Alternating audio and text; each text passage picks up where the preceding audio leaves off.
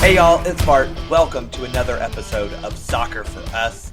This is a really cool episode of the podcast where I know we just had a U.S. men's national team roster drop, but I'm not really focusing on that in this episode. Instead, I have brought on for an interview a guy by the name of USKeeper on Twitter, who is a great historian of U.S. soccer and recently has been publishing a lot of recreated crests and USMNT kits from the annals going back all the way to 1913, the start of our federation.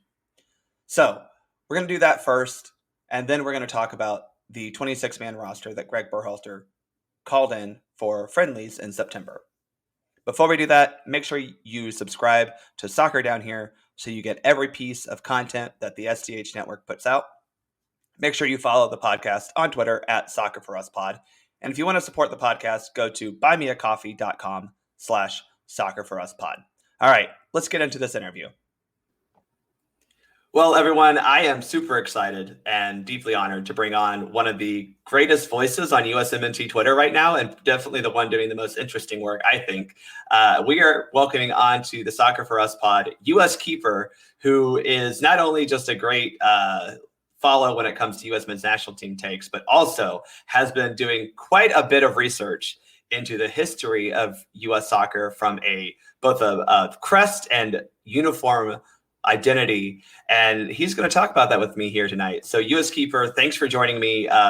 You have done a lot of research. It's not fully done, but I feel like you've put out a lot of production. How does it feel to be able to go back through the annals of U.S. soccer history and get a full appreciation for the federation that's more than 100 years old?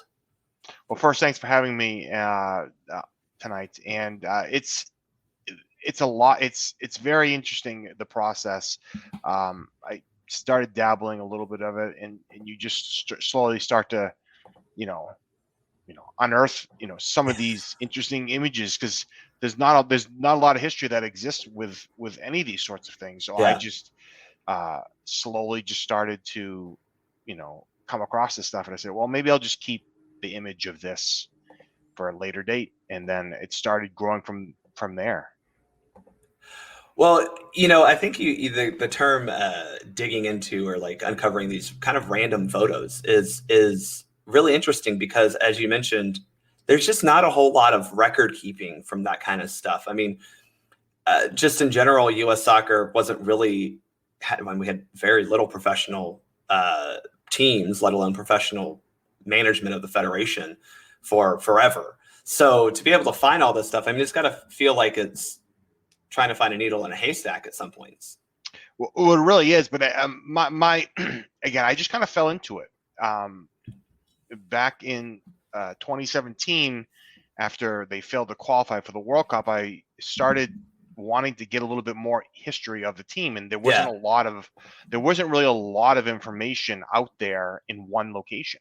And so I wanted to bring all that together. And so in my, search for this, I started unearthing a lot of different interesting information along the way, random pictures of teams and crests, and some that are, very grainy, and I just started collecting it, and I didn't know what I was going to do with it, honestly. And as I grew to have more and more, I wanted to share it with, and document it for myself too, because all I had was, some of the stuff in, Word or Excel documents kind of sitting there, and, more to reference it as I, share it with, the soccer community. Yeah, and I think we've all seen to some extent, the old pictures of, the first World Cup, the 1950 World Cup, and most people are familiar with the Comet soccer ball logo that we had during the 90s. But I mean, there's a lot of from a crest standpoint, a lot of designs that have been employed by U.S. soccer in its 100 and almost 10-year history. What have you found? What drew you to it at the beginning of, you started doing the research, and what made you want to just keep continuing after that first revelation, if you will? Yeah, I wanted to share it. I wanted to put it out there, and the more, there's small variations to some of these crests. So some of the ones that featured a lot on the banners for the matches back in the the 30s. Yeah. That's it's got the similar crest shield inside of just a larger shield in there, and what I was finding is that there was different variations within that. Mm-hmm. And so, so they went from like, US, soccer, football association, and they went to soccer football association, then Mm-hmm. they went to soccer association. So it all changed within, that period of time. And, as I started getting into it, I was like, this is interesting because there's a lot more here. I mean, some I have a picture or two, and that's it. Like Yeah. there's one shield back, which is kind of an interesting one, back from the later 60s, early 70s, where it's a shield with a soccer ball and behind a blue background, and then the stripes, and that's literally on like two pictures I found, and it was so hard for me to see that in one of the pictures, and then one day I just came across another similar photo that was able to identify that. So as it grew, I wanted to share that. I mean, I had done something, I don't know, several years back that got pretty good response, on Twitter. And I said, well, there's more out there. And I wanted to dig into that a little bit more and just share that as it grew. And so there's crests out there that I don't have. I feel confident I have most of them, but again, some were used during the Olympics only. Some were used, through random tournaments. Some Team America stuff on there, which is, so there's some random piece on there. Some was just the USA diagonal, or straight across, or a little bit of a bend. They're all a little bit different and unique along the way. There wasn't a lot of originality, honestly. In the crests, for basically from the 60s to the early 80s. I mean, they used a couple here and there, and someone had said along the way that some of the reasons they would have a crest or not would be based on the ability to like get ones created on the uniforms. And so it was so kind of rare for just a random crest to be on just friendly type uniforms. You would see for bigger events like the Olympics or or the World Cup. Well, and that makes sense to an extent of why they are so hard to find, especially in the dark ages, if you will, of U.S. soccer, where we had that gap between the 1950 World Cup and the 1990 World Cup, where we didn't go to anything, and it wasn't like we were doing any other tournaments that were really that worthwhile. So it makes sense that there wasn't really a need to create a crest for something like a unifying symbol, if you will. So it's very interesting that you were able to find a lot of these during those times where we didn't have, definitely a good team, and certainly not a team that was at a World Cup or a big international tournament. What was the process to like being able? I mean, you have some from the mid 60s. You have one for the Pan American Games in '59. Like, how are you able to uncover these a little bit more random or like just off the wall crests? Well, what I started to do, because I was interested in the crest as well as the kit, I just started searching for different events that they were featured in. I mean, the Pan American Game one, I created that one myself in terms of what you see on my Twitter feed. But that's obviously from a kit that they wore in the 1959 Pan America Games, and there's several pictures of that. I think they might have done a recreation at one point. But I think that's kind of really what kicked it off for me was that crest, because I was like, I can't find it anywhere. So I'm like, well, so maybe I'll just make it myself. Yeah. And then that kind of kicked the whole thing off. I'm like, well, if I did that one, I can do other ones. And so I did. All my stuff is done in Photoshop. I'm not I dabble in it. I have interest in doing that. I did it some of my past career, but I just I took those skills and kind of learned along the way. And I'm no expert by any means. Most of this stuff is very basic as far as where I sit, to create. But there's some creativity with some of the kits. Got a little bit more great creative in the making of those. Yeah, it definitely seemed like your recreation of the kits was very well done. It's had to have been hard to capture, especially when it comes to the kits, because there may be details you can't really find How were you able to get I mean, they're very detailed recreations. If you're not following him at USKeeper, he's got very great photos up of that he's created of these kits from, a long time ago. But I'm sure that like looking at a photo and being like, oh yeah, that's it. It it has to be hard to get every detail, but yet you've created something that's so well done and so detailed. How were you able to get that? I mean, that's impressive. Yeah, I mean, honestly, some of it, I was happened to get some decent, images of where I could do my best and make my best interpretation of it, honestly, Yeah, because I'm sure if you, had a clear photo of it, there's some of them are not, what you see. But honestly, when you look at the first, I don't know, 15 or 20, years, or even, more than that, 50 years, there's not a lot of creativity there. When you look at those kits, it's pretty, you know, pretty bland, yeah, and because they didn't have sponsorships and for those kits until I think I'm trying to see here, because Adidas started in '84 and went to '94. But yeah, so from 1916 to 1973, none of the kits had any sponsors. They were right. just the kits, with either USA or some logo, some crest that they would have on there. And so those are pretty basic, but there's some clean looking kits in there. There's a couple, uh, you know, ones from the '70s that I think are kind of Yeah, clean looking types of kits. And so I just don't. I think it was based, the fact they didn't have a lot of money, and they were just gonna go with something that was very basic yeah. and represented, the team as best as possible. So Yeah, I was listening to an episode of Total Soccer Show. Actually, I think it may have been Soccer 101, their kind of spin-off podcast, where they talked about a lot of kit history. And, obviously one thing that the US doesn't have, I would say, is a very iconic, consistent look when it comes to kits, right? We have a lot of different designs in our kits.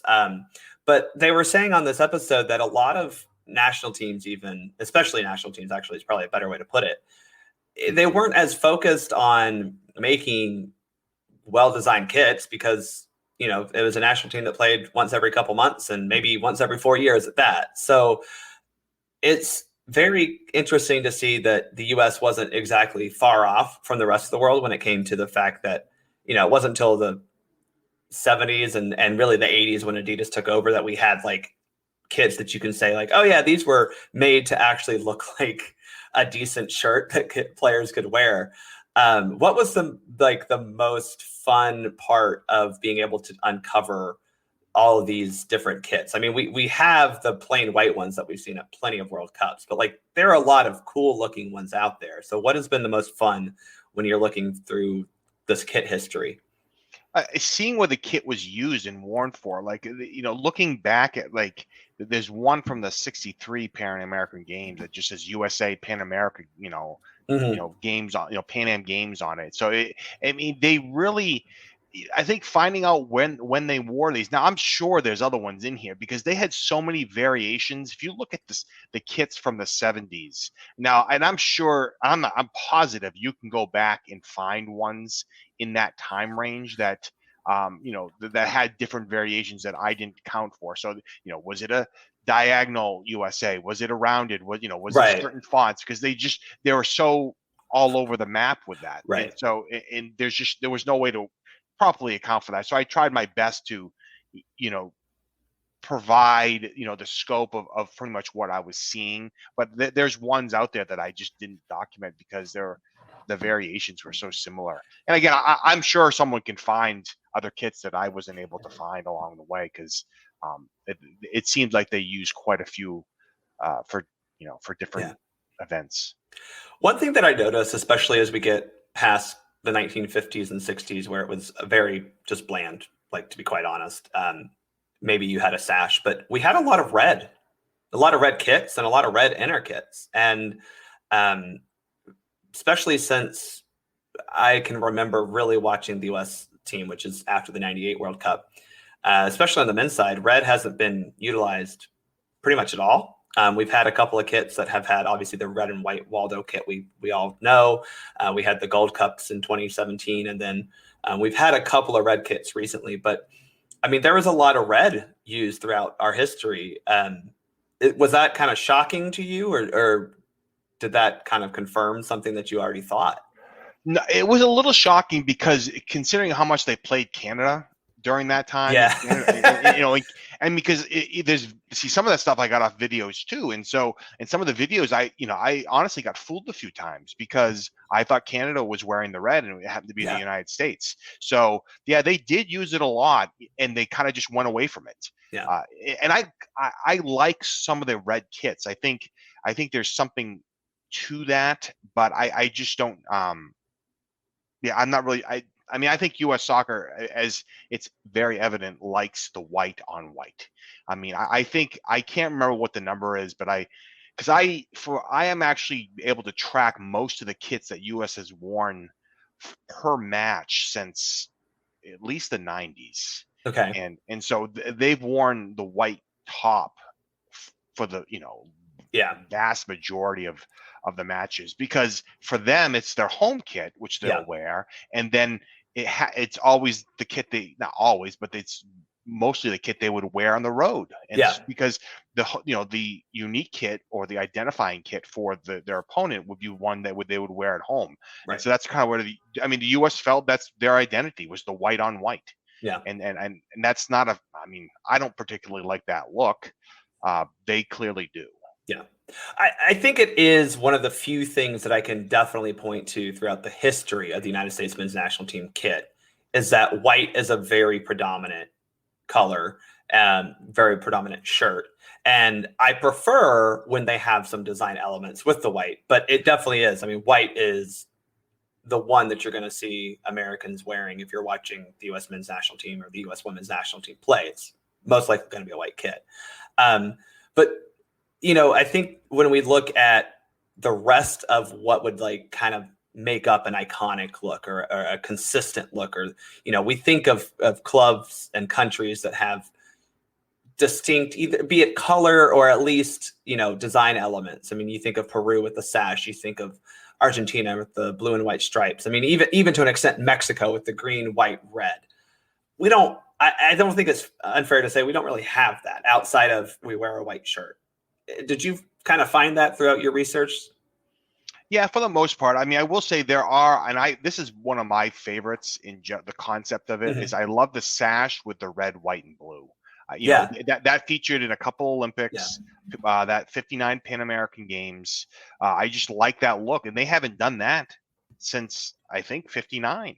I don't think there's another kit that has that, the red, white, and blue sash across it. I think that's a great look for that white kit, and I know a lot of fans like it in general. I mean, obviously when they did the recreations in 2003 and 4, I think, of the 1950 World Cup. Yep. They did a blue sash and a red sash, and they're pretty much the same. I think there was some arm, the arm length was a little bit different on those, but ultimately it was the same, relative jersey on that. That got pretty good, reviews from the fans. And then the ones, around the, 2011, 12, 13 time frame, had the sashes on the blue, the red, and even the Waldo has actually a little sash that's kind of, that's kind of hidden in there if you look closely enough. And I like that look. I really do. I like that look. I don't know why they don't use it more. I think it's, not really under their control actually to, why or they have it or don't have it.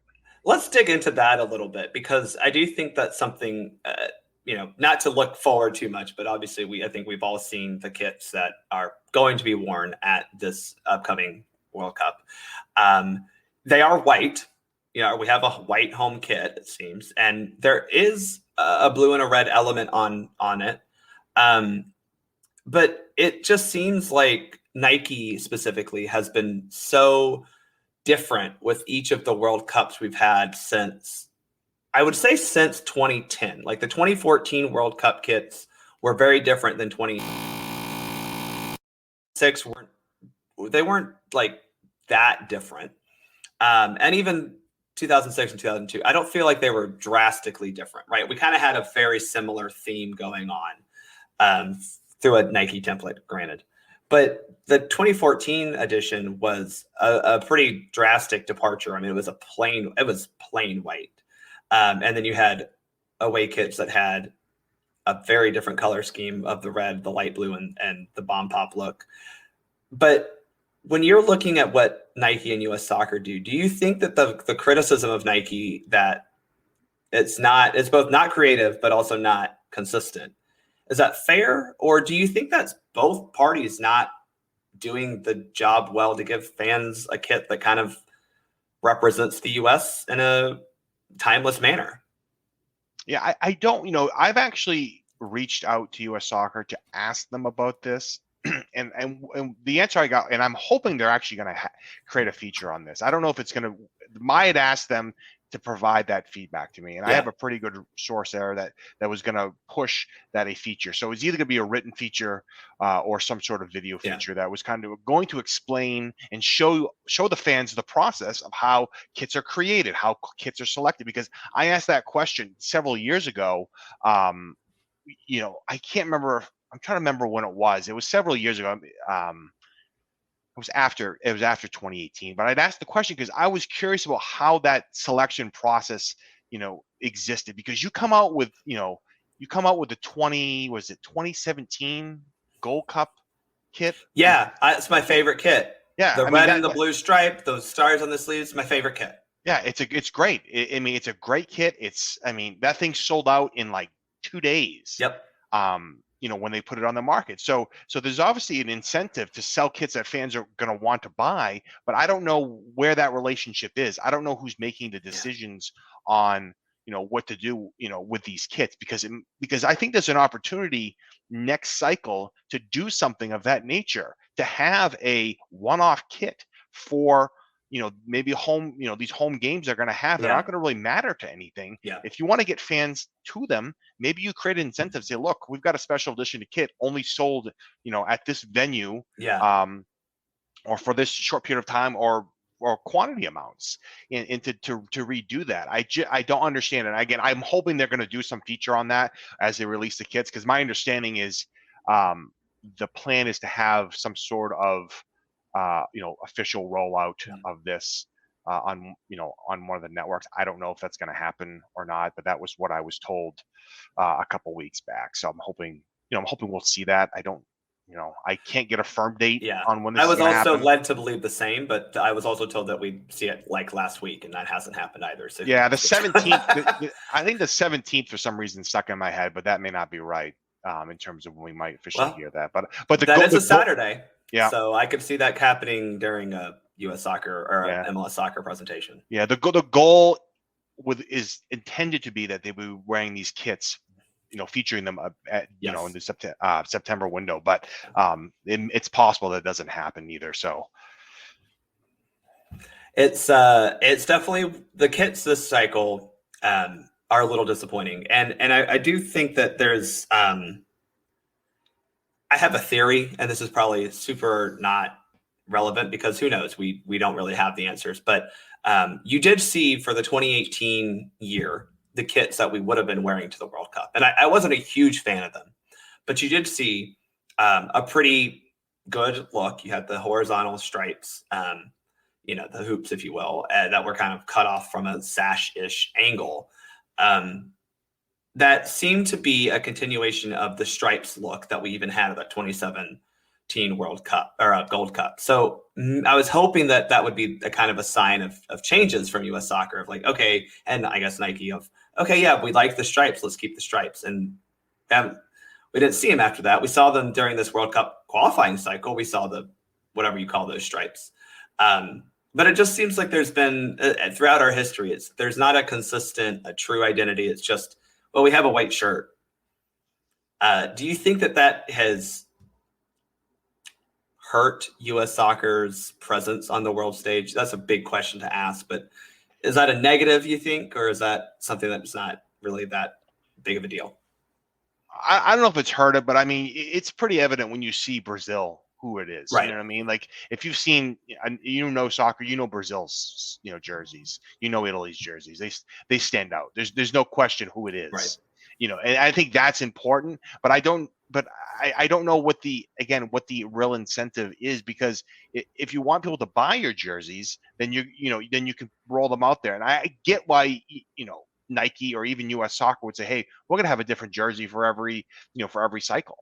Yeah. I mean, every year, because that's essentially what they've been doing almost is rolling out a kit almost every year tied in with, a Gold Cup or, an event, All Nations League or whatever it is. They've been rolling those out along the way. And by doing so, they're trying to, grab that. See, I own every kit I own, which is from 2010 to 2012. No, I don't own the 2020s. 2018 kit is 3 of them. 2018, 2019 is that red one. I think they wore the Gold Cup there. I have them all. I have actually never worn any of them. But they all have the tags on it still. But I didn't buy any of the kits after that. I like the white kit of 2020. I think that's a nice clean one. I like to look at that.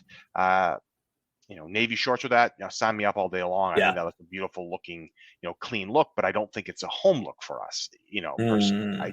You want to have that a little bit of identity when you see it, because how many teams wear a white jersey, when it's not their primary kit? It's pretty frequent. Yeah. And I think you want to have that identity as a nation, as we grow, as we become more popular, more successful as a team and organization. Even the players that are seeing these kits, leaked out there, they're having their responses to that as well. And it's not positive. So I don't know what say, if any, they have in there, because there was a second set of kits that had been leaked out. I think it was like a lighter blue kit, and then just like a similar white one before that was leaked out. I don't know, months before the most recent one, which I think is gonna be probably be the ones you have. But I don't know if those are going to be practice. Some of those are going to be practice ones or not. Like, you just don't know until it really happens. And the thing we have to always remember is that World Cups have certain rules. This is something I did want to talk about. Absolutely. So please explain that. Yeah, I don't know all the details because it does change quite frequently. I had pulled it up several months back and was reading about the World Cup, rules about what kits need to have on them, where the crests need to be located, what the it's really detailed. It's interesting stuff. When you start talking about, well, why didn't they do this or that? And so the rules change. They've changed from World Cup to World Cup. So what may be allowed in one World Cup may not be allowed in another. So you look at like the Nigeria ones. I think that was pretty, 18 maybe. They had some pretty unique kits there, and I think they had changed the rules a little bit to allow for those kits to be in the design that they were in, and I just, it changes so often. I don't know specifically where it falls now with these ones. So some of that's what we're seeing maybe just be warm-up kits along the way, but that does impact how they're designed and created along the way. I think 18 seemed to be a little bit more loosey-goosey. It seems that they might have tightened it up a little bit for this one. But yeah, it's a kind of a moving target when you look at those larger tournaments and kind of how FIFA restricts certain things. Yeah, and I think when you talk about uniforms, the laws of the game are very liberal when it comes to, like, it's just very unclear and open about what a uniform can be. It's just you need to have a shirt with unique numbers, you need to have shorts and socks, and then shin guards and footwear. That's it. So when it comes to that, there's no real details. That's where you get into competition details. And I agree that in 2018, it did seem like there were a lot more fashionable kits. Again, I think our kit would have been very much one of those of like, oh, that's very different.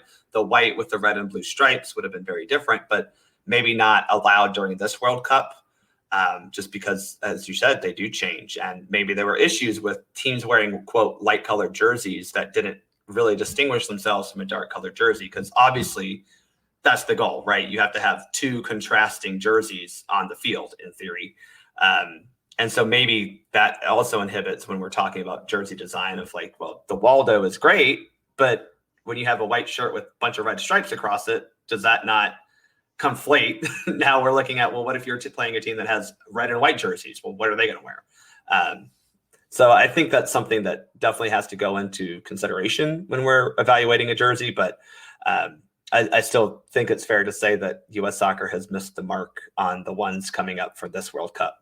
Yeah, there's an approval process, for sure with that, that I think every team needs to meet. Yeah. The other component that I'm not a fan of, I don't. So when it comes to, as an example, I love the white jersey with the blue shorts for the away type of kit, but Absolutely. you can't always wear that because there's something in the rule books that your opponent also has to be wearing like dark shorts. There is Yep. some contrast with that. Yeah. So in the World Cup, you'll see a lot of time white on white. That's pretty typical Yeah. to see that. And so like 2010 is the one that comes to mind for me, where there was white on white Yeah. a lot. For the team, and so that's part of obviously why you're going to see a little bit cleaner looks in some of those areas. And for reference, for those of you who don't know, that's to help assistant referees be able to see the offside line, right? It's much easier to see an offside when you know that a whole team is wearing white and another whole team is wearing green, or at least the short colors and sock colors are different. So that's a big reason why those rules exist. Again, you have to be able to distinguish the two teams. But I think when it comes to being distinguishable, I do think it's very fair to criticize U.S. Soccer for not finding that distinguished identity, both from a shirt standpoint, but I would argue that it's done a little bit better during the crests. Do you think that there's a little bit more of that, like a theme when you go back through the history of the crest? And part of it is because it's not very creative. Part of it is because they kind of go for the most simple of design features you would put in a crest denoting U.S. Soccer. Yeah, I think that the identity is tough there because what people may or may not know is the original crest, with that's one of my favorite, which is with the war during the Centennial. That specific crest is actually an Olympic crest that exists. So I don't know if they have the rights to it or how that works, because there's definitely some pieces to that. I mean, what they have now is, I don't hate it. It's fine. It stands out. I mean, I prefer to see stars in there somewhere along the way. But I mean, it's hard. I mean, it's hard. I mean, I'm not. Why I redid all these crests and kits. I'm not a creative. Like, I couldn't design these things.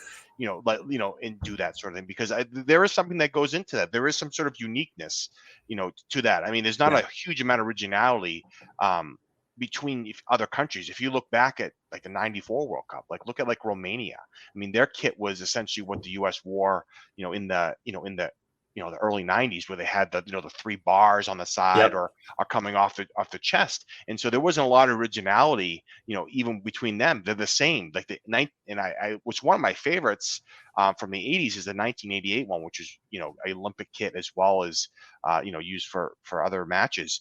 It's like this weird design. It was probably the one that was the hardest for me to recreate, because it was just oddly different toned inside of it. But like there's one I think the Netherlands has that's very similar in that pattern, and it's a great looking kit. But again, it's this small variation and obviously color make it different. But other than that, there's not a huge creativity. So, and I don't know who picked up on it, but I think what we've seen for the white one that has the little like blue bow tie type of thing on it, someone had pointed out that that's what PSG's training jersey or something. And so, as I said, I just don't think there's a lot of creativity, in the marketplace. I mean, there's a Twitter site, it's All of New York, I believe it is. Yes. They did a like some kit competition recently. A bunch of fans put some very creative kits in there. They're much more creative, and obviously some people that didn't even enter have done some creative work on there. So the creativity's there. They just need to tap into it and figure out how that's going to work. I don't know how long their contract is with Nike. For some reason, I think it runs through 2026, and they may have extended it. So it's they've got to kind of have that conversation, because if they want to make money with kits, you got to give fans what they want. Because I'm certainly not going to purchase these ones. even though they're for World Cup. Yeah. I just don't have any interest in them. There's nothing that excites me about them. Again, maybe they're waiting for 2016 to do a Waldo, kit, for that event. And Maybe. yeah, I mean it makes sense because of the popularity of it. Now, the next layer to all this is these are USMNT kits. Have you done anything into the women's side of the kits, or do you find that they're pretty much the same because they're kind of just like recycled? There are a few in there. There's actually one I actually just came across it here in the last couple of weeks. It's very similar to the ones they actually wore like after the '94 World Cup, where they have like 3 bars on the side. The women actually Yeah. had one that's red, like I think it's red and blue on the side there. They've got a couple different variation kits on there. They had like one of my actually it's a very basic one. I think they wore it in 15 for the World Cup. It's like all white with like a black trim Yeah. kit on that they wore at that World Cup, The which is weird like gradient neon socks. yes, Yes. correct. Yeah. I actually have that in a men's one. I don't even know how I came across it. I don't know if it was just a random, but yeah, I've done a little research on that. There's not a huge variation. There's a couple ones that have like a gold one, I think, somewhere in there. Yeah. That's pretty cool looking.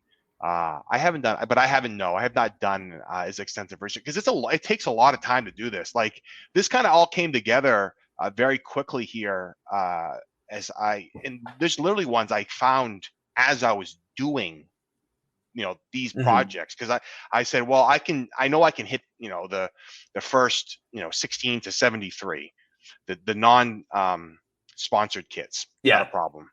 And then it kind of grew, and there seemed to be some interest from the fans. I'm like, well, maybe I can try to roll as many of these ones out that people really haven't seen consistently.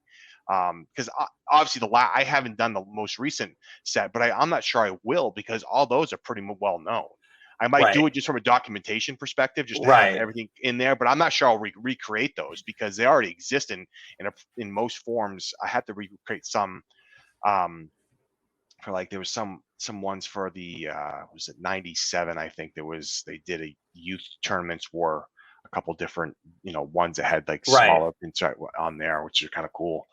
But yeah, there's not a lot there that I'll probably redo myself in there, but it's been a very interesting search into that. Again, as I'm sure people can find ones I missed for sure along the way, but it's got to be hard because you found just about everything that we've worn. So that would be impressive if they can find something that hasn't been. I mean, I don't know how they would. Here's the thing. So this is the 94 after the World Cup.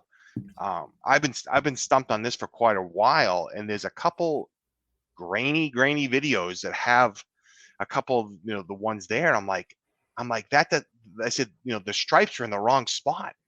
And I just didn't put 2 and 2 together when I was looking at that. I'm like, that's a different kit. That's not the 90. Interesting. That's not the 92 or 93. That has it on the shoulders. That's in there, but there's no other instance of it anywhere. Like they literally wore it, and maybe the women wore it more for their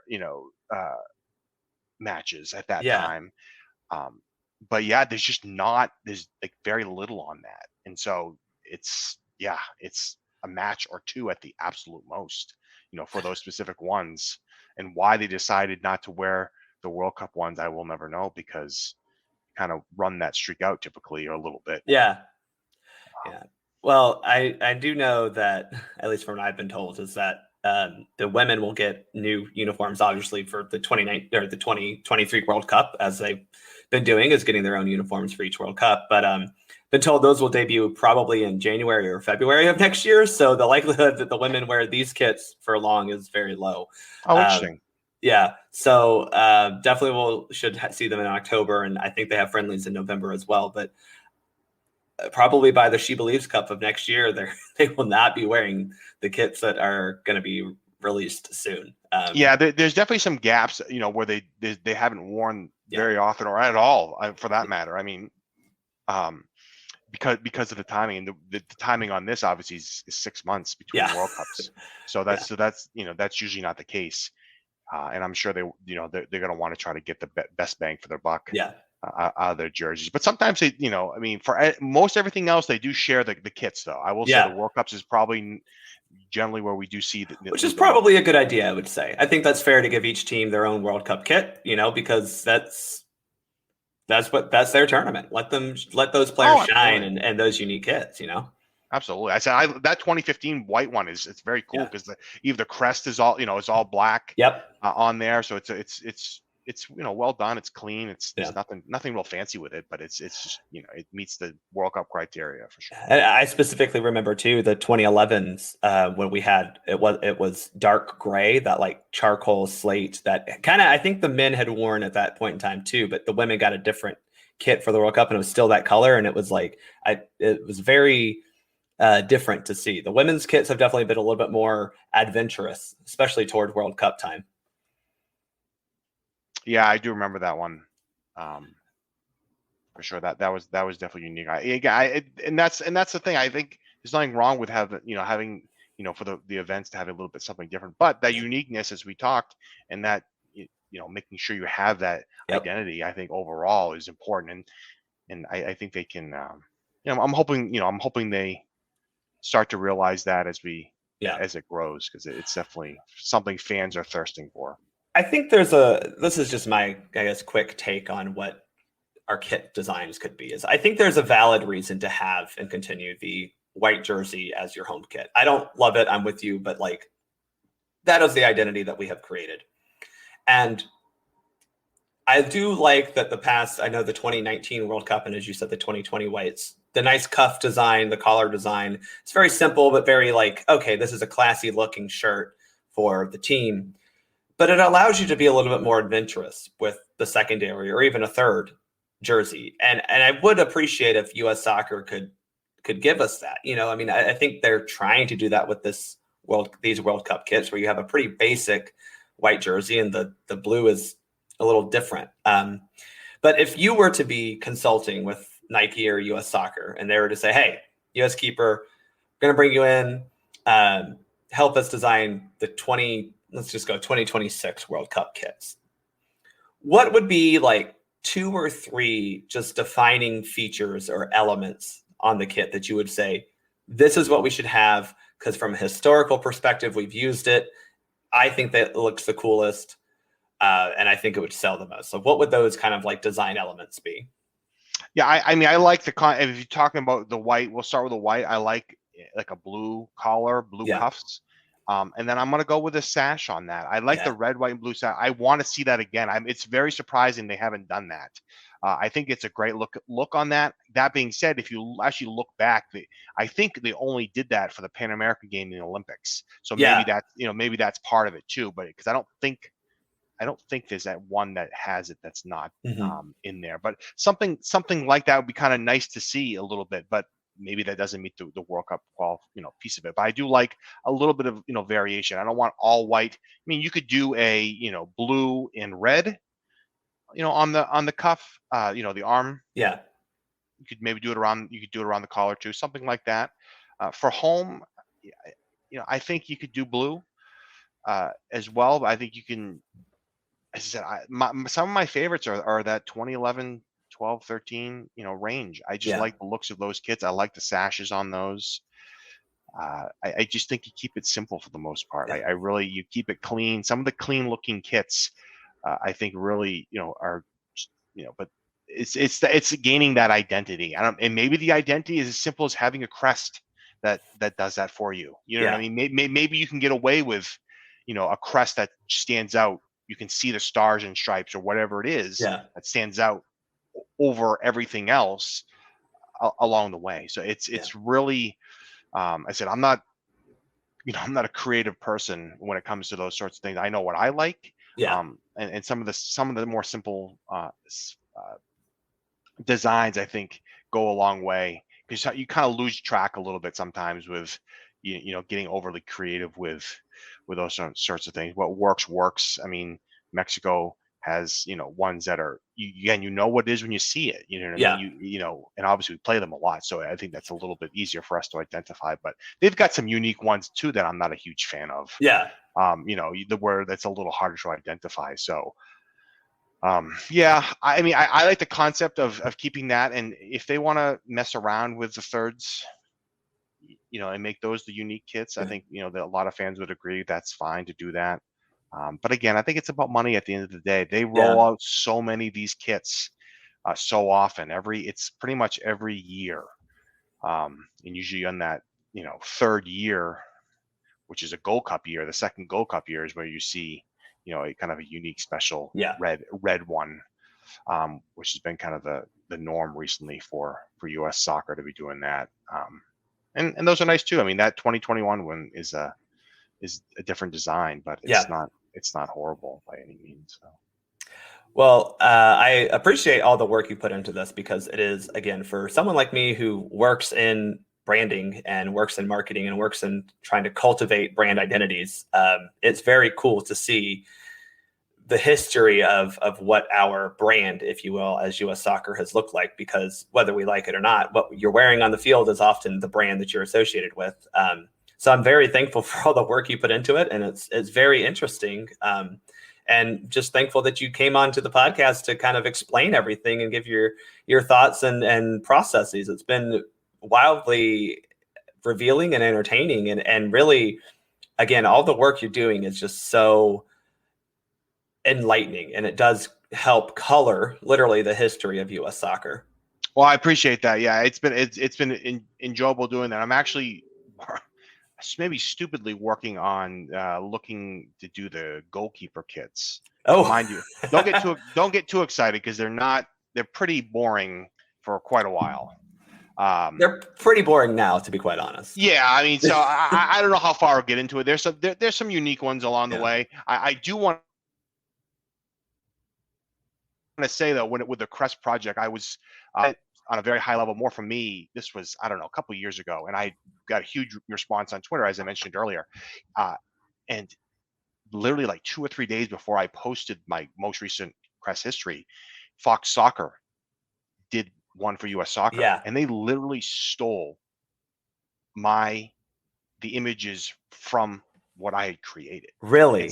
Yes. I was not very happy with it, because they stole it. If you find, it's, I don't know, it was several months ago, but I said, and I reached out to them. Of course, I didn't respond. I said, "You stole these from mine." I said, you're missing some key pieces here, but they stole it, and they just put the date below it. And mind you, it was not what I did was not creative. It was just a white background But with. you still put in the work. Right. Oh, I did, but in that, and I'm like, I said, you better buckle up. I said, because I've got ones coming out here in a couple of days that are gonna, show that you guys didn't do any research on this and stole what I had done along the way, because I only added a couple from ones I had seen along the way. So, yeah, it was kind of interesting, but again, I've just enjoyed it in general. I love the history of it. There's so much out there that is not known, and I want to share it with the fans, because yeah, I think, I don't know, they're interested in what's going on now, so why not? Yeah. If I can do that. I mean, again, some people don't have any interest in it, and that's fine. I think I think I've gotten some pretty good feedback in general, so it definitely, I appreciate the time and you're reaching out, because it was definitely fun, and I'm hoping to maybe uncover something else along the way. Well, I hope you do, because like I said, it's been very enlightening, and it's been very cool to see the history, especially for a soccer nation that, again, the Federation's 110 years old next year, but we just have so many years of not really doing anything. It's nice to see what we looked like during those years. Absolutely. I mean, before I let we wrap this up, there was the one I got the most feedback on early on was in 1959. What was it? I think, was it 59? It's like no, I'm sorry, 52 Olympics. And yes. I originally had found a painting of, is like US Italy maybe. The one game they played, and I'm like, that does not look like the US. And so I found some random picture that confirmed it, and I got the crest off it, and I'm like, this is a cool looking kit. Like, it's very basic. It's a red collar with Yep. red red cuffs, on the arm. But the feedback I got on that was, was pretty positive in terms of just people liking just the clean look of it. And so, and maybe that's what it is. Maybe that's as simple as you need to do with some of these things when you're creating them from our fans' perspective. They don't want something crazy that doesn't make sense, Right. to their eyes or to other fans watching it, because having a third kit that does that, fine, but having your primaries, go off Yeah. script is a little much. So. Well, again, this has just been so cool as you've released them, kind of both one by one, but also kind of in a complete set. It's been very cool to see the history and the evolution of kits for the U.S. soccer teams. Again, USKeeper, thank you so much for joining me on this episode. It's been quite nerdy for me to be able to talk about this kind of stuff. So I hope you enjoyed it as well. Yeah, it was a blast. Thanks so much. I hope everyone enjoys it. It's it's definitely for a different group of fan, but it's something I've enjoyed doing. So. Well, everyone, you can again follow him on Twitter at USKeeper. That's where he puts out all of these amazing recreations of both kits and crests. And look forward to the things that you find in the future, because I'm sure there's more out there. Well, there'll be something, either a stat or some sort of unearthed kit we find that was worn once. It's been a pleasure, and I look forward to keeping up with you in the future. Again, go follow him at USKeeper.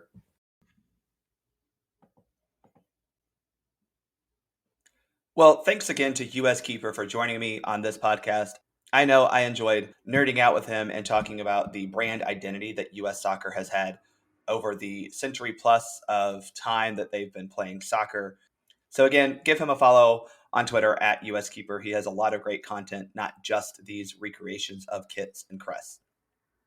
Before we start talking about this 26-man roster that Greg Berhalter called up, I do want to mention that we have some friendly news for the U.S. women's national team. In October, the U.S. women will travel to Europe to play England at Wembley in a massive showdown between the European champions and the North American champions, two of the best teams in the world at maybe possibly the best national stadium in the world. Then they will go to Spain for a friendly against Spain on October 11th. So that's October 7th, a Friday, against England, and October 11th, a Tuesday, against Spain.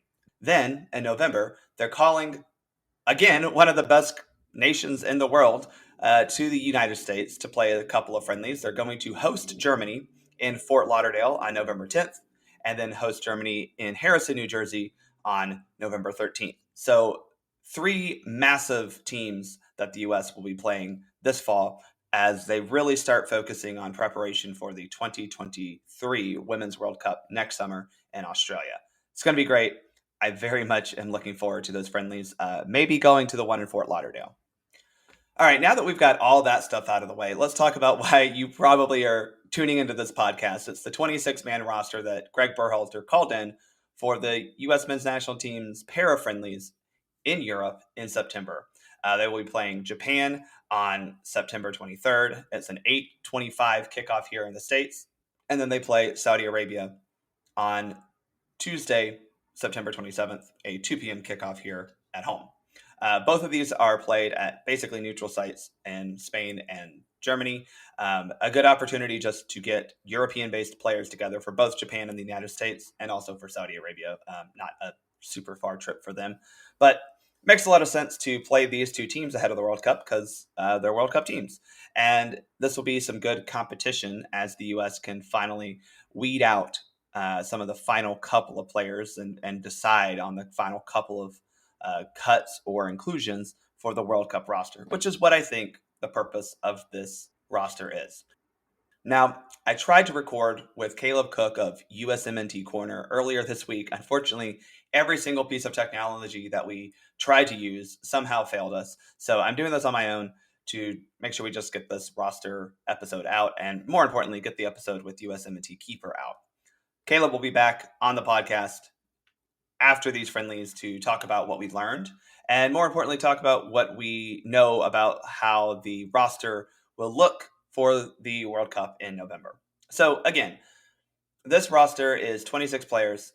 and it is meant to not be the final, obviously, the final World Cup roster. It's not that, but it is meant to make final decisions for that roster. Off the top, this seems like Greg Berhalter's group to play his system. This is a big criticism that we've always had of Berhalter, is that he's very focused on his system and how players fit his system, which makes sense to some degree. But I think as we go through this podcast, particularly, and we look at a couple of position battles and position groups, there are some names missing that I think are oversights by Greg Berhalter or plain wrong decisions by Greg Berhalter to at least have them in the roster. And, I disagree that they can't play his system entirely. I think the problem that I have with Greg is that sometimes his system takes precedent over talent. And at the World Cup, you need to have talented players. That said, I think overall the 26 players called in are pretty darn good. And if we go to the World Cup with this group of players outside of a couple of injuries that are not here, I think we would be fine. Second point is I think that this was always going to be 26 players because he wanted to stress test a 26 player group ahead of the World Cup. We know that Greg Berhalter loves to try out things, test things ahead of time. He loves preparation. So this is his way to kind of test what 26 players only looks in training sessions, team meals, match day rosters, all that kind of stuff. And finally, this is not the World Cup roster. Again, this is not the World Cup roster. It has no bearing on the World Cup roster. That will be released by the US on November 9th, which still is not even the final. It feels like a graphic design project. That's the final roster. But we still have a final roster due a week after November 9th before the tournament starts. So, that does build in about a week of cushion if someone gets hurt or if there's some sort of problem that the US can make those changes if needed. It's not the final that FIFA will need. So after those quick takes, I want to go about this roster a little bit differently. Again, because this is so proximate to the World Cup roster in November, and because this really is the last chance we're going to be seeing Greg Berhalter make decisions and evaluations about players for the World Cup, here's what we're going to do. We're going to go through each position in the squad list for these September friendlies, and then I'm going to list who I think is a lock for the Qatar Final 26 roster. Then we're going to go through a couple of snubs that I saw on Twitter. Pulled that from some people. Again, follow the show at Soccer for Us Pod, where I asked, who do you think was a snub? So we're going to talk about a few of those guys and talk about why they're not here.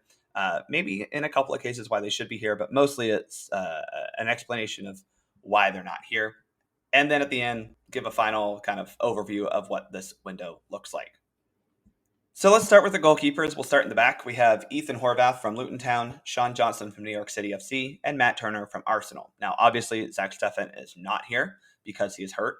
That said, I think the only lock from this group of three is Matt Turner. He's the only guy who I think has actually solidified his spot in Qatar. No offense to either Horvath or Johnson. I just don't think that they have done anything to say that they absolutely are going. Now, that said, I think these two are in a battle to see who that third goalkeeper will be in Qatar. Also said, Zach Steffen is hurt, so he's supposed to be back in October, we hope. He also has been playing well for Middlesbrough, so it's not unlikely that all three of these guys are the three going to Qatar. Just depends on if Zach Steffen can get right, which is to be determined. So there were a couple changes, but let's go through the defenders. On this roster, there are 9 of them. Reggie Cannon from Boavista, Cameron Carter-Vickers from Celtic was originally called up, Serginho Dest from AC Milan, Aaron Long from New York Red Bulls, Chris Richards from Crystal Palace, also initially called up, Joe Scally from Borussia Mönchengladbach, Sam Vines from Royal Antwerp, DeAndre Yedlin from Inter Miami, Walker Zimmerman from Nashville, and replacing the two, CCV and Richards, who got hurt over the weekend in their club games, are Mark McKenzie from Genk and Eric Palmer Brown from Troyes. Now, of these 9, actually 11, because I'm going to include the guys who are no longer coming in because of the injury, but I'm going to include them. Of those 11, I think there are probably, unfortunately, 5 locks. I would say there are 4, but I think there are probably 5 when you consider what Greg Berhalter is going to do. So those are Dest, Richards, Zimmerman, Yedlin, and Long. Now, I know those last two don't strike a whole lot of confidence within USMNT fans, and I get it. I get it.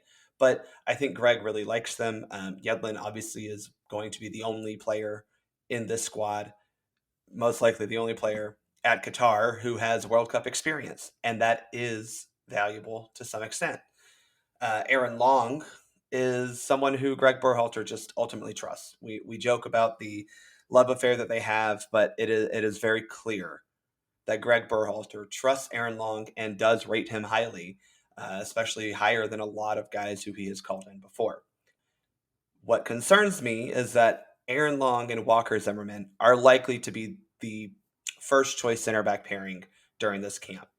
Had CCV and Richards been healthy and come into this camp, I think you would have seen some combination of the four in fairly equal minutes to test them and see how they perform together.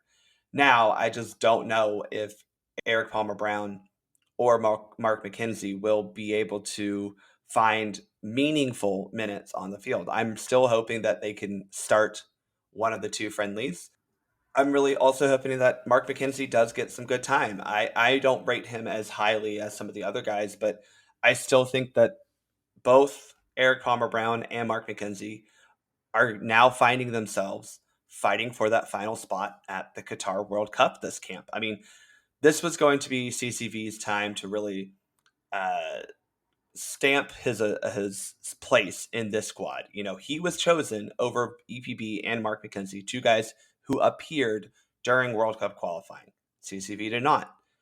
CCV has been very good for Celtic for now 2 years. And I think that Greg Berhalter likes what he sees out of CCV, and it is very understandable why. He plays very similarly to the way that Greg Berhalter wants his defenders to play. But with that injury, and even to an extent Chris Richards' injury, it does call into question.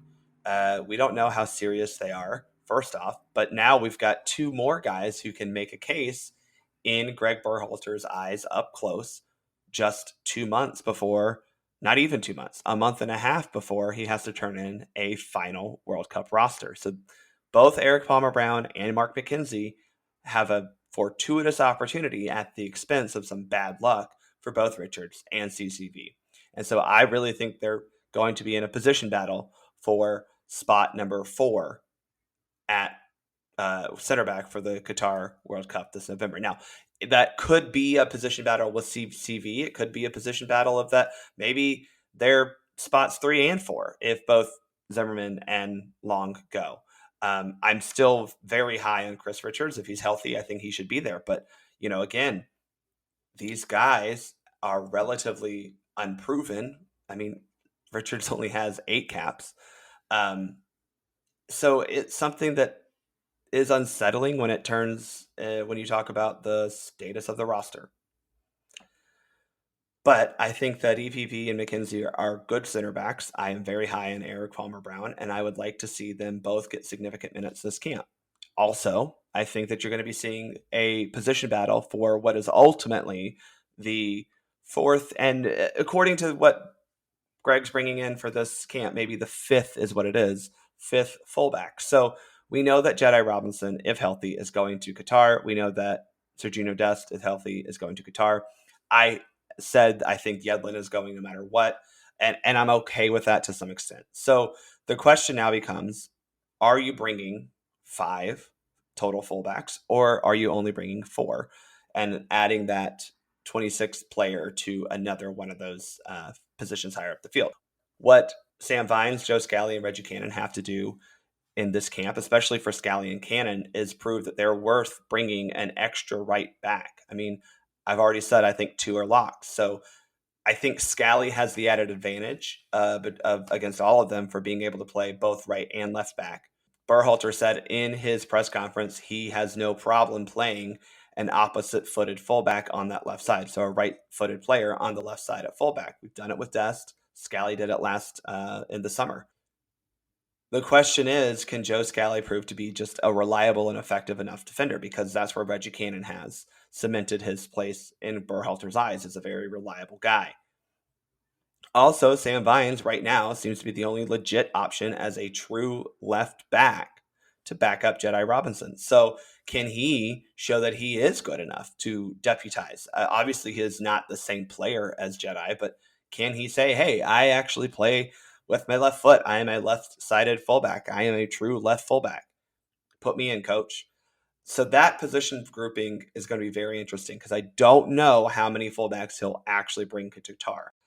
I don't really think we're going to be bringing 9 defenders, specifically 5 fullbacks to Qatar. I do think that it will only be 4 because you can add a player into the midfield or the forward line to keep yourself a couple more options. And I really think as we move into the midfielders, it makes more sense to add a guy there. All right, so we just mentioned midfielders. Let's go talk about the midfielders. There are 6 of them. Kellen Acosta from LAFC, Tyler Adams from Leeds United, Luca De La Torre from Celta Vigo, Weston McKennie from Juventus. Yunus Musa was called in. Yunus Musa having a good season for Valencia, but unfortunately got hurt in training and is replaced by Johnny Cardoso, Johnny Soccer, from Internacional in Brazil, and then Malik Tillman from Rangers. Now, before this roster change on Friday, when we had originally recorded with Caleb, even though it didn't actually record, I had 5 roster locks. I had Adams, Acosta, Luca, McKennie, and Musa. Obviously, Musa is not here. I still think he's a lock. You would be crazy to leave him off. But this does give an opportunity for Johnny and Malik Tillman to really shine because without Musa, that does put Tillman in a higher chance of playing at the 8 position in the midfield. It also gives a potential chance for Johnny to do the same. Maybe you have a double pivot with Johnny and Adams or Johnny and Acosta, but I don't think you'll see much of Johnny in this camp. I think he, at this point, was just brought in because we might need to have a guy in the midfield to make numbers a little bit more even.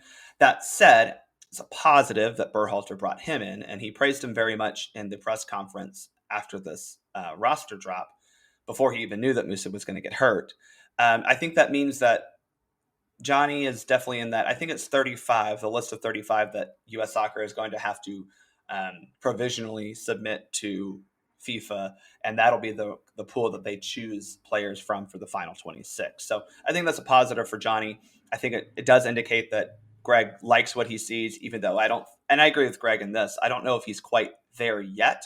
I don't think he's proven that he can be more valuable than Acosta. That said, he's still very young. Obviously, he was a part of the U23 cycle most recently, for the most recent Olympics, I should say. So that in itself speaks highly of Johnny. But I don't think Tillman or Johnny are locked. I think Tillman has a better case to be a lock for Qatar. He's had a very good season at Rangers. And I think this, like I said, with Musa being gone, he has a chance to actually see significant playing time at the 8. Greg clearly liked what he saw back before the Nations League matches in June. He played against Morocco and Uruguay. Clearly, Greg liked what he saw. So I think that's a positive. It wouldn't surprise me if Tillman makes the World Cup roster. Again, if you have 6 midfielders, I could see maybe a 7th, but I don't really know if anyone else has done anything to push ahead of Tillman, but I do think this is Tillman's final defense, if you will, to show Greg that he belongs at the World Cup this November. Forwards, there are 8, and I think this is a pretty straightforward group, especially considering some of the injuries there are at this position. But you have 8 of them: Brendan Aronson from Leeds United, Paul Arriola from FC Dallas, Jesus Ferreira from FC Dallas, Jordan Morris from Seattle Sounders, Ricardo Pepi from FC Groningen, Christian Pulisic from Chelsea, Gio Reyna from Borussia Dortmund, and Josh Sargent from Norwich City. Now, we'll talk about snubs in a bit, but I do want to point out that I definitely think that this is an opportunity for both Ricardo Pepi and Josh Sargent to battle out who is what I think will be the second striker in Qatar. I don't know if they both go. Now, maybe they both really impress Greg this camp and they both go, but I think right now it's Josh Sargent's position to lose as a second striker, maybe the first striker. But anyway, here are my 4 locks: Brendan Aronson, Jesus Ferreira, Christian Pulisic, and Gio Reyna. I think that's pretty straightforward. So we have those 4 guys as locks. We have 4 other guys that I think are battling for the final spots on the roster. Obviously, the main injury from this group is Tim Weah, who, in my opinion, is a lock. So that means that Jordan Morris and Paul Arriola, in my opinion, are battling out for the final winger spot. I think if you look at the wingers you have now, Aronson, Pulisic, Reyna, and then, like I said, Weah, that's 4. I do think you would bring a 5th just because. And Morris and Arriola are very different players. Arriola, in my opinion, has the edge right now. He's had a better season in MLS. He's playing better soccer right now with FC Dallas. And I do think that he adds something that Greg Berhalter very much likes, which is defensive work up high. Now, the other side, you have Jordan Morris, who, from the national team perspective, is a known goal scorer, a known assist provider, and a dude who has performed every time he's put on the red, white, and blue, for the most part, especially before his injury. Both of these guys suffered significant injuries back in 2021. But before Morris's injury, he was on track to be pretty much a lock for Qatar. The injury definitely set him back, and he has not regained that form. And that's kind of why I think Arriola has the edge right now. He's just playing better soccer. And then, as I mentioned, Pepe and Sargent are kind of battling it out for what I think is going to be the second of 3 forward spots. Again, we'll talk about snubs in a bit, but that one dude who isn't here, who has the best case to be also a striker in Qatar, is Jordan Pifak. He's scoring a lot in Germany, playing for the best team in Germany currently. They're leading the league, Union Berlin is. And I think it would be very foolish of Greg Berhalter to not bring in a guy like that, which is why I think that Pepe and Sargent are battling for that second spot, because I do think Ferreira is a lock. He's done enough good work to warrant that over the whole body of work that he's had since being called in. Now, that said, in the press conference, Greg Berhalter praised Ricardo Pepi for the work he did during qualifying. He mentioned his 3 goals in qualifying, all these things. The problem is, Homeboy hasn't scored in 2022. Now, I'm recording this. He plays for FC Groningen on Saturday. He very well could find a way to score, but regardless, I'm not sold on Ricardo Pepi as a dude who right now has the resume to warrant going to Qatar, other than one good year in 2021. Now, the same could have been said for Josh Sargent, right? He had a very bad 2021 and 2022 season for Norwich. However, Norwich now in the Championship of England, he looks a lot better. He's not playing fully as a full-time striker up top. Maybe that does help Sargent, that he has the ability to play right winger if needed. But I think Josh Sargent is the type of striker that Greg Berhalter wants the most. He does a lot of the things that Jesus Ferreira does that Berhalter loves. But unlike Ferreira, he gets into the box a little bit better. Now, he still needs to work on his off-ball runs. I think that's something that all 3 of these guys need to work on, but they're also all under the age of 23. And Sargent, for me, has the pole position because he's in better form right now, and I think overall represents a better striker than that Greg Berhalter would want to see. So that's the roster. Let's talk about some of the snubs. Now, Caleb wanted me to mention Georgi Mihailovic. He's a big Mihailovic fan. I'm a big Mihailovic fan. I think he has deserved call-ups in the past, and I think that's where I stand on Mihailovic, is that I'm not super upset he's not in this roster for these friendlies. However, I think it's a little bit foolish of Berhalter and a little bit daft of Berhalter to have not called him in earlier. Now, obviously, Mihailovic has not looked great for the U.S. He did not have a good friendly in 2019 against Jamaica, and he did not have a great showing at the Olympic qualification tournament back in 2021 with that group. I don't know if I blame him for that. No one looked good. And I think he's been very good in MLS. He's been very good in MLS for a couple of seasons.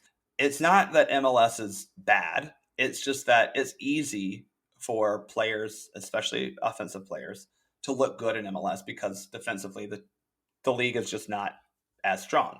But the fact that, Georgi Mihailovic has been doing this for Montreal and to an extent for Chicago, but for multiple seasons in a row, does prove that he is quality. And he's getting a move to Europe after the season ends, which is a good sign for his development. I do think that it's a little bit silly that Greg Berhalter hasn't had him in camps before this. I know he tried to call him up over the summer, but there was an injury.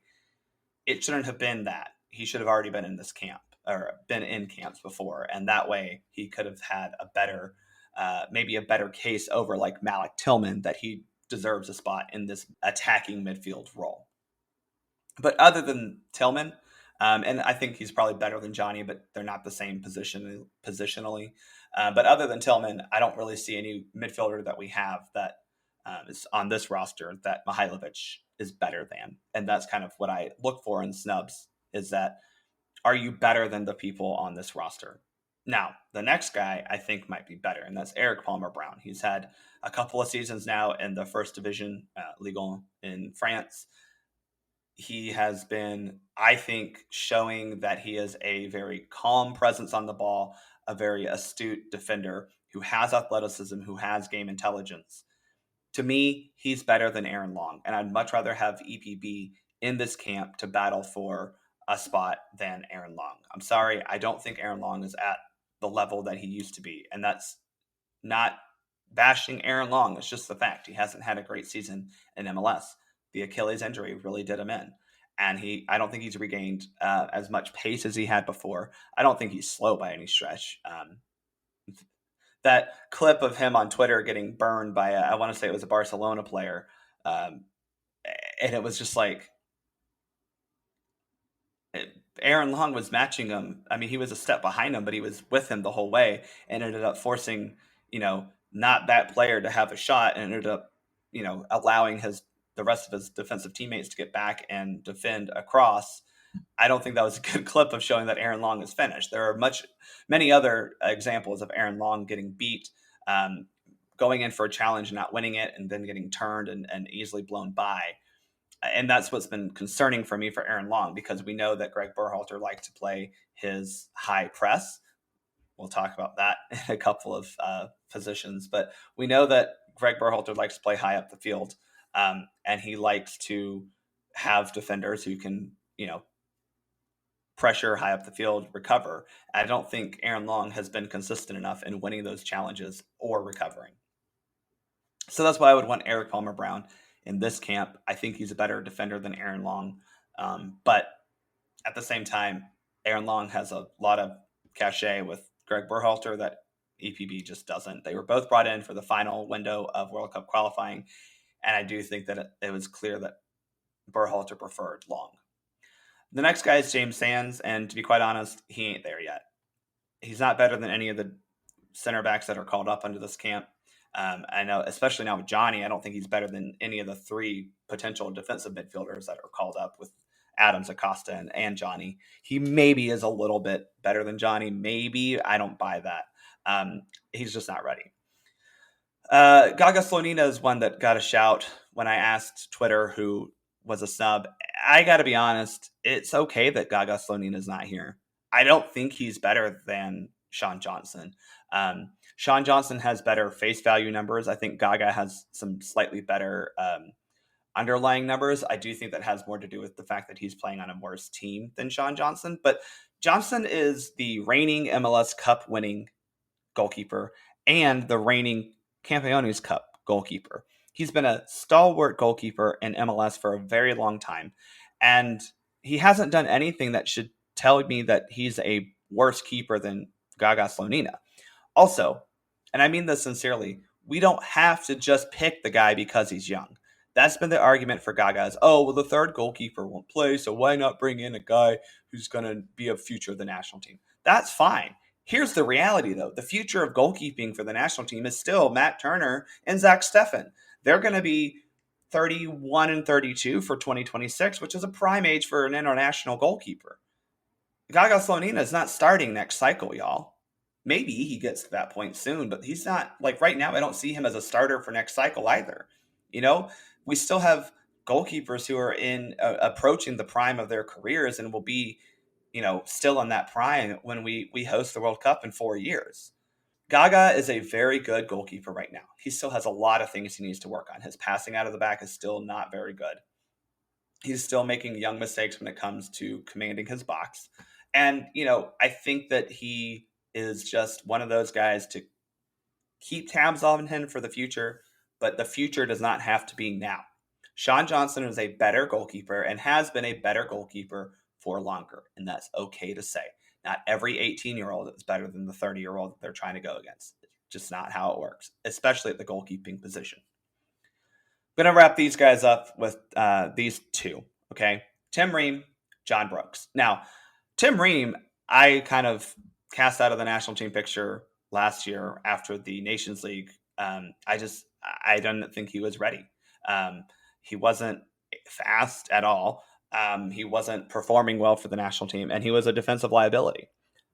You look at him now for this season for Fulham, he's been inarguably one of their better players, if not one of their more important players. He's been captaining Fulham, who has been pretty good to start the Premier League this season.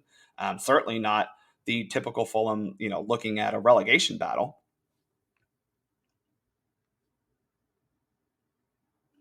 Fulham are at this point looking at a battle for a European spot. I mean, I know it's early days in the Premier League, but still, my point is he's been playing well for a team that's playing well in the best league in the world. However, he still has some of the same deficiencies, but his speed has not looked a problem this year. He's still very good on the ball. And I think part of that is because he's playing in an actual central center back role, whereas Berhalter often used him to be either a left back or that left-sided center back in a back three. So for me, Tim Ream is a dude who absolutely at this point probably deserved another look, in my opinion. I would have called him in.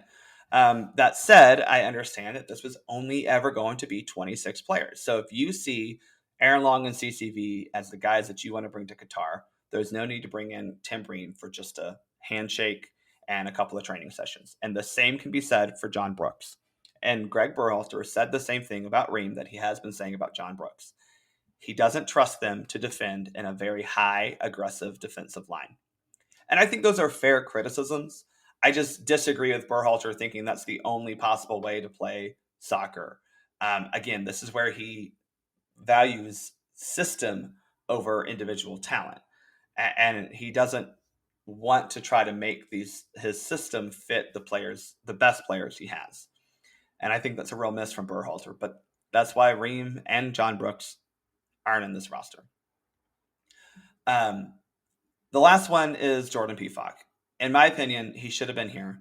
I think he's right now our best striker that we have. I know he does not fit the system, but you have to bring in a guy who scores goals. This has been a problem that every U.S. striker has had. So if you want to tell me about, Pefok didn't score that goal in Mexico, you're damn right he didn't. You know who also hasn't scored a whole lot of goals? Josh Sargent, Jesus Ferreira. Even Ricardo Pepi has struggled to score for this national team. This is an epidemic at the national team level for the U.S. Our strikers are not producing goals. But Jordan Pefok at club level scores goals consistently. He did it in the Swiss League. He's doing it in the Bundesliga. I don't know why he wouldn't be on the plane to Qatar. Now, Berhalter in the press conference very clearly stated this is by no means a closed door for Pefok. The only reason was that they know that what Pefok offers them, and they wanted to see Sargent and Pepi again in camp. I still will be very upset if and when Pefok is left off the roster for Qatar because of a lot of reasons, but just mainly he is a dude who offers you a different type of approach to the game than Greg Berhalter currently plays. And I know that Berhalter, in his head, only sees his system working. But the reality is you have to have backup plans at the World Cup. And Pefok would be the best backup plan. Not even the backup plan. Maybe it's just a different type of game that you want to play against a different team. And Pefok offers you slightly different approach to that game.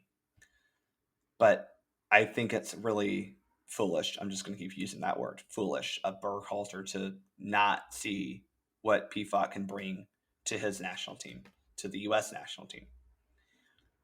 All right, I've talked by myself long enough, and now it's time to wrap it up, put a bow on this episode. Everyone, thank you for listening. Thank you to USKeeper for joining me. Again, follow him on Twitter at USKeeper. Follow the show at Soccer for Us Pod.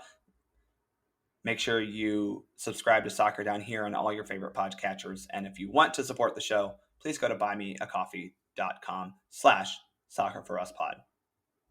I'm Bart. I'm out.